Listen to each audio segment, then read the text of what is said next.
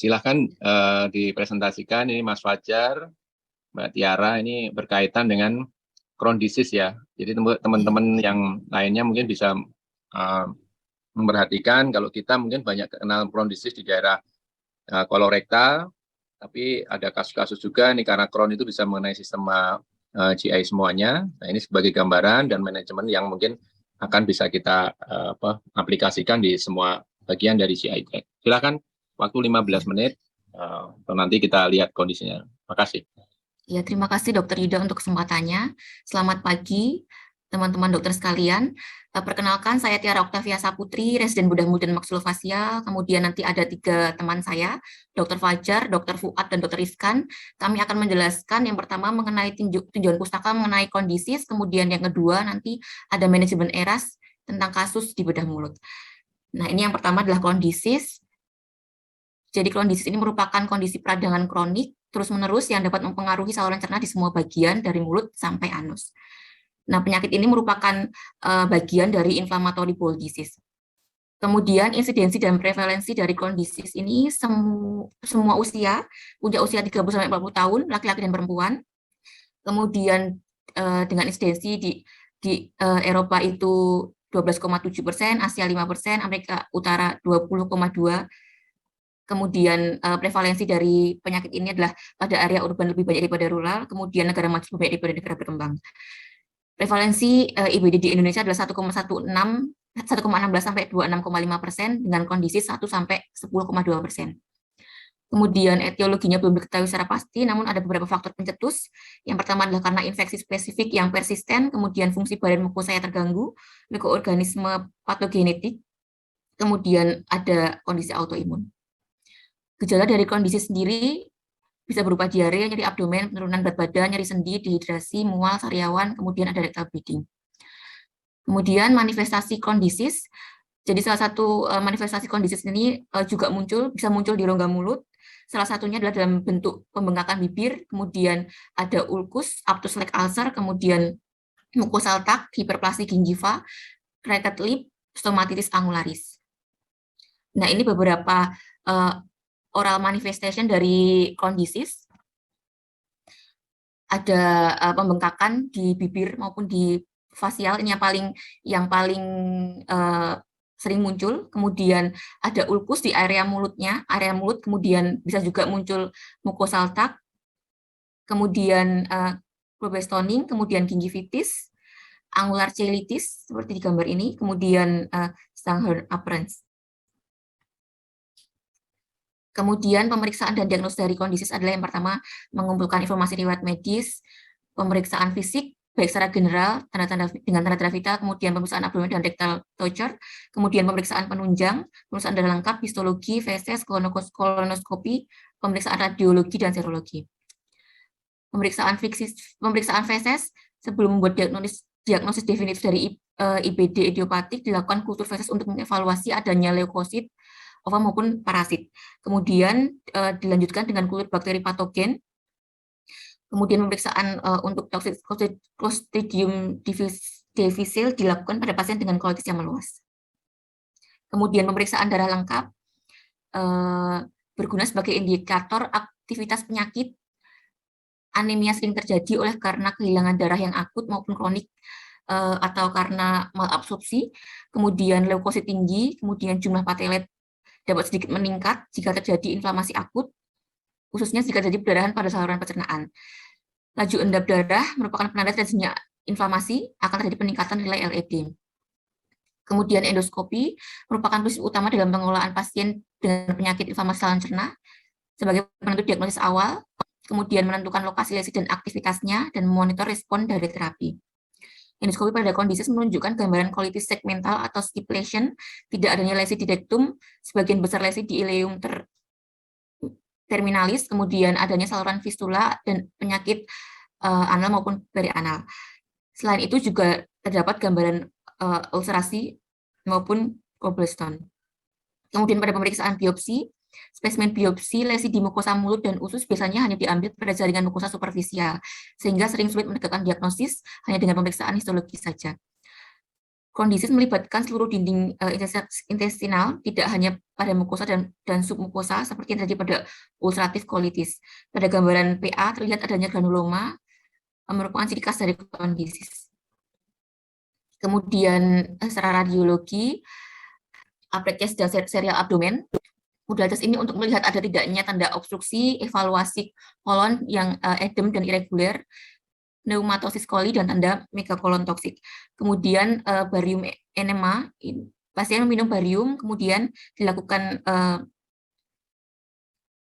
dilihat dari X-ray. Tes ini sangat bermanfaat untuk evaluasi usus kecil yang sudah dijangkau dengan endoskopi.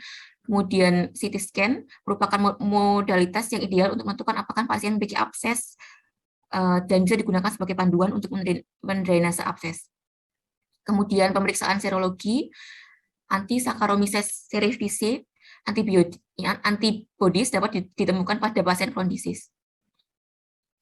Kemudian penatalaksanaan kondisis, prinsip penatalaksanaan penyakit ini adalah mengobati kondisi peradangan aktif hingga cepat mencapai remisi, mencegah peradangan berulang dengan mempertahankan remisi selama mungkin, serta mengobati dan mencegah komplikasi yang timbul. Jadi ada tata laksana umum, tata laksana farmakologi, dan intervensi bedah. Kemudian terapi umum, mengobati kondisi peradangan aktif hingga cepat mencapai remisi dengan cara pemberian antibiotik seperti metronidazol, kemudian perbaikan kondisi umum pasien, dan tata laksana nutrisi yang adekuat. Bisa juga dilakukan pemberian terapi farmakologi untuk mencegah peradangan berulang dan mempertahankan remisi selama mungkin dan mencegah komplikasi. Itu ada 2 tahap ya. Tahap pertama itu biasanya pemberian kortikosteroid, kemudian pemberian asam 5 aminosalisilat, kemudian tahap kedua bisa menggunakan agen terapi biologi anti TNF sebagai terapi inisiasi, kemudian pada metode step down masih kontroversi karena beresiko menyebabkan kanker dan peningkatan infeksi. Kemudian bisa juga dilakukan terapi pembedahan, sekitar 50% pasien memerlukan pembedahan diberikan bila pengobatan konservatif dan farmakologis tadi tidak berhasil dan terdapat komplikasi fistula, perforasi ataupun abses. Kemudian terapi pembedahan ini bukan terapi yang kuratif dan memiliki rekurensi tinggi.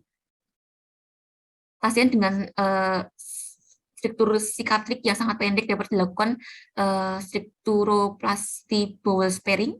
Untuk pasien dengan penyakit kolon proksimal atau ileum distal dapat dikerjakan anastomosis ileorektum dan ileokolon.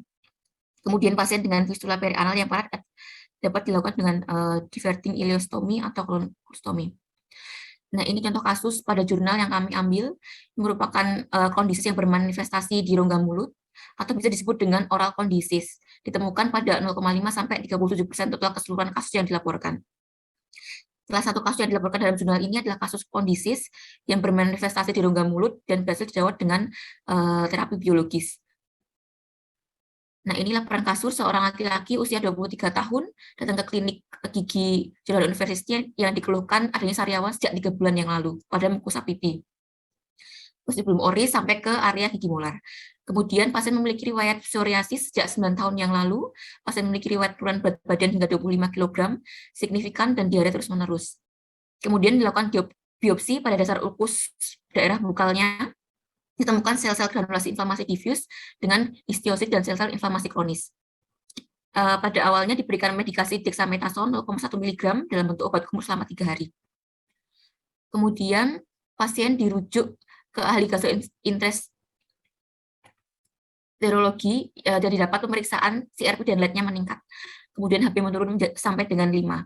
Kemudian pemeriksaan feses dijumpai kandungan darah 375 mg per kilogram. Kemudian dilakukan kolonoskopi, ditemukan ulkus multiple berukuran besar pada ileum dan terdapat darah yang mengalir dan ulkus pada uvulanya. Kemudian dilakukan biopsi, ditemukan adanya ulkus dengan inflamasi kronis. Pasien didiagnosis dengan kondisis, diberikan pengobatan prednisolon 50 mg, 150 mg azathioprine setelah 2 minggu, gambaran gasoinis dan oralnya membaik, kemudian nilai CRP dan LED normal. Kemudian dilakukan tapering dosis prednison, tetapi tampak kemunculan kembali perdarahan gastrointestinal dan erosi mukosa mulut. Untuk menghindari efek samping steroid jangka panjang, 8 minggu kemudian pasien diberikan terapi biologis ustekinumab dengan dosis awal 360 mg intravena, dilanjutkan 90 mg subkutan 1 kali tiap 8 minggu, dan topikal steroid untuk ulkus di mulutnya. Kemudian terapi dilanjutkan sampai 20 bulan hingga sekarang dan menunjukkan perbaikan GI dan mukosa mulut. Diskusi kasus ini adalah manifestasi oral dapat muncul pada pasien dengan penyakit sistemik karena karakteristik sel-sel mukosa oral yang mudah berganti atau mengalami turnover sehingga sensitif terhadap gangguan sistemik. Salah satunya adalah terjadi pada pasien dengan Crohn's disease. Oral Crohn's disease dapat muncul dalam bentuk aphthous like ulcer, angular cheilitis, glossitis, mucosal tag, mucosal swelling, dan secara histopatologis tampak sel-sel radang kronis yang mirip dengan ulkus pada Crohn's disease. Kemudian manajemen oral Crohn's disease dilakukan seiring dengan manajemen pada GI-nya. Jika ada bentukan yang berbeda dapat ditambah dengan topikal steroid pada mukosa oralnya. Kemudian terapi biologis mulai dikenal untuk mengurangi efek jangka panjang penggunaan steroid. Pada kasus ini dilakukan juga terapi agen biologis yang dia secara langsung menyerang sitokin proinflamasi yang disebutkan sebagai penyebab dari Crohn's disease tadi. Satu contoh agen biologis yang digunakan adalah ustekinumab, sebuah antibodi monoklonal dengan target P40 subunit dari interleukin 12 atau interleukin 23 yang dalam laporan kasus ini telah berhasil digunakan untuk merawat pasien dengan Crohn's disease yang bermanifestasi di rongga mulut. Berikut daftar pustaka yang kami gunakan. Terima kasih.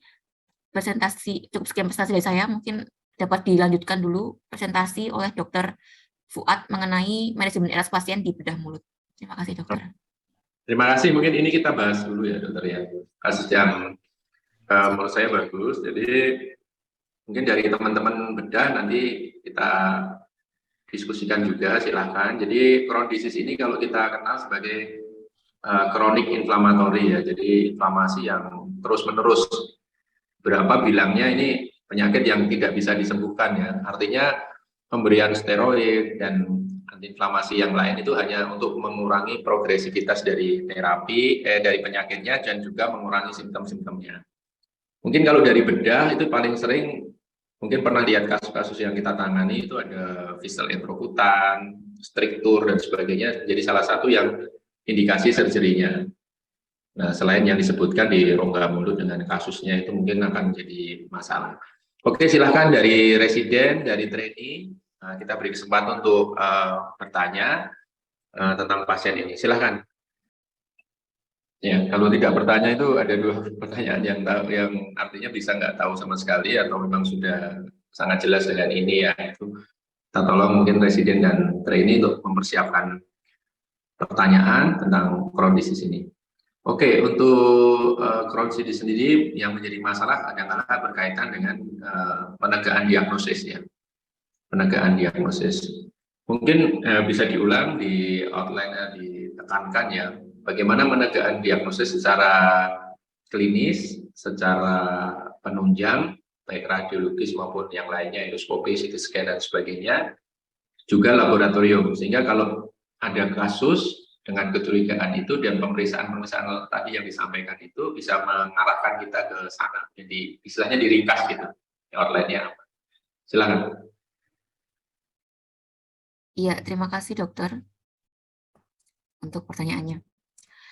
Jadi pada intinya ya pemeriksaan dan diagnosis penyakit ini yang pertama tentu harus dilakukan menggali pemeriksaan subjektif dari pasien, jadi menggali anamnesis dari pasien tentang keluhan utamanya, kemudian rincian dan durasi gejala, kemudian riwayat penyakit serupa dari keluarga, kemudian selanjutnya melakukan pemeriksaan fisik, baik secara general maupun fisik abdomen dan rektal voucher dari pasien tersebut. Mungkin nanti Mas Fajar bisa nambahin kalau bisa nambahin Mas Fajar. Nah, kemudian selain pemeriksaan subjektif dan objektif juga dilakukan pemeriksaan penunjang, yaitu pemeriksaan darah lengkap, kemudian pemeriksaan histologi, pemeriksaan feses, kolonoskopi, radiologi, dan serologi. Nah, untuk pemeriksaan darah lengkap, itu kalau pada jurnal itu yang dicek, ini ya, apa namanya, gimana ya, Jadi untuk pemeriksaan darah lengkap itu bisa sebagai indikator kita mengetahui apakah dia ada anemia karena efek kehilangan darah dari penyakit tersebut. Kemudian jumlah leukositnya juga bisa dilihat untuk menunjukkan peradangan atau infeksi. Kemudian jumlah platelet juga bisa dilihat. Kemudian dilihat juga nilai CRP sama LED-nya juga bisa dilihat. Kemudian pada pemeriksaan yang kedua, pemeriksaan histologi, itu bisa dilihat dilakukan biopsi pada lesi, kemudian pada penyakit kondisis itu memiliki ciri khas adanya granuloma seperti pada gambar.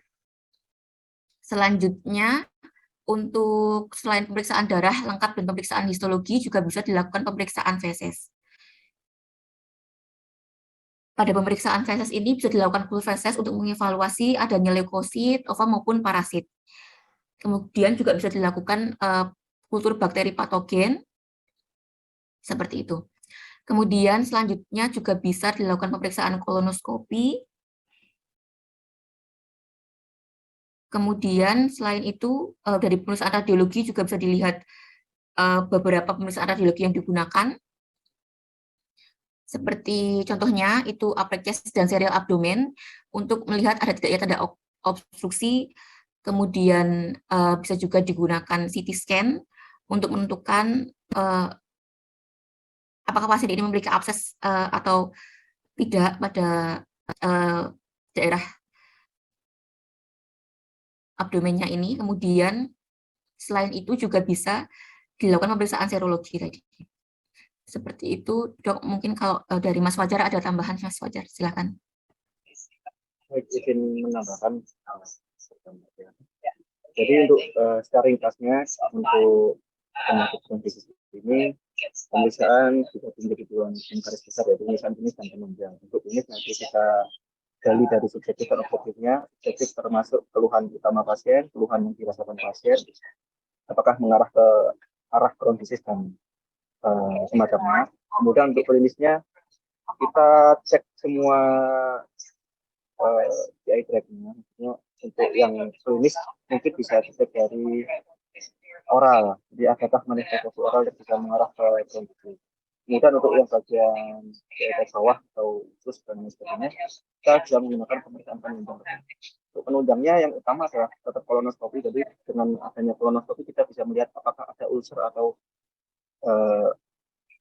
ulcerasi di dalam usus pasien. Jadi kalau memang ternyata ada usus dan itu tipenya skip lesion, jadi sudah bisa dipastikan atau hampir bisa dipastikan itu adalah kondisis.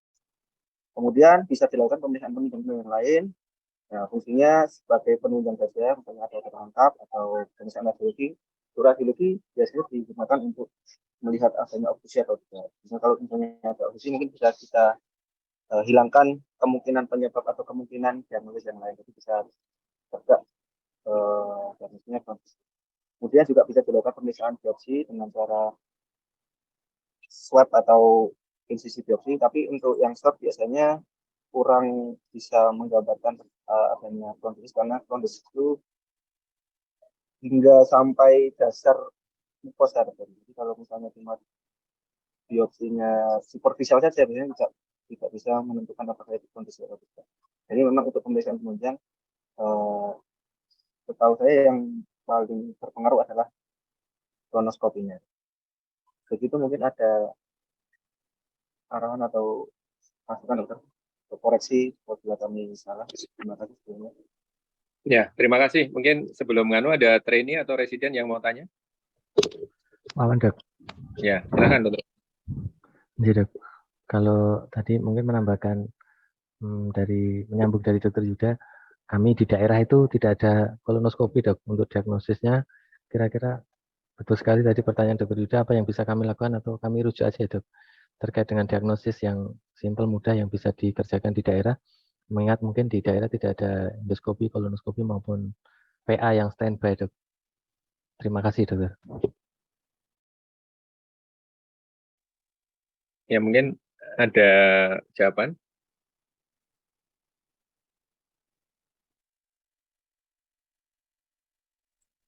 Iya, mencoba kalau menjawab. kalau Oh ya, dari silakan. kalau dari kami mungkin apa namanya tidak begitu mengerti ya dok untuk apa namanya penegakan diagnosis dari Crohn disease yang di daerah gastrointestinal.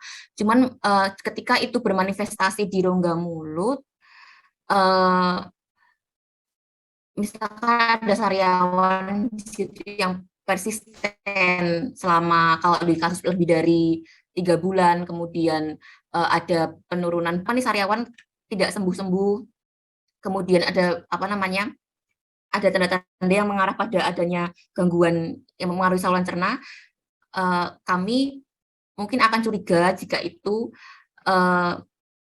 berhubungan tidak hanya penyakit itu tidak hanya dari keluhan sariawan pasien, namun juga berhubungan dengan gastrointestinalnya seperti itu dok. Jadi lebih ke arah apa ya, merujuk ke fasilitas yang lebih memiliki kemampuan untuk penegakan diagnosis secara pasti. Seperti itu dok. Ya, Atau oke, mungkin ada tambahan. Ya, oke, Tadi terima kasih ya. Oh iya dok. Tadi apa pertanyaan Mbak? Ya.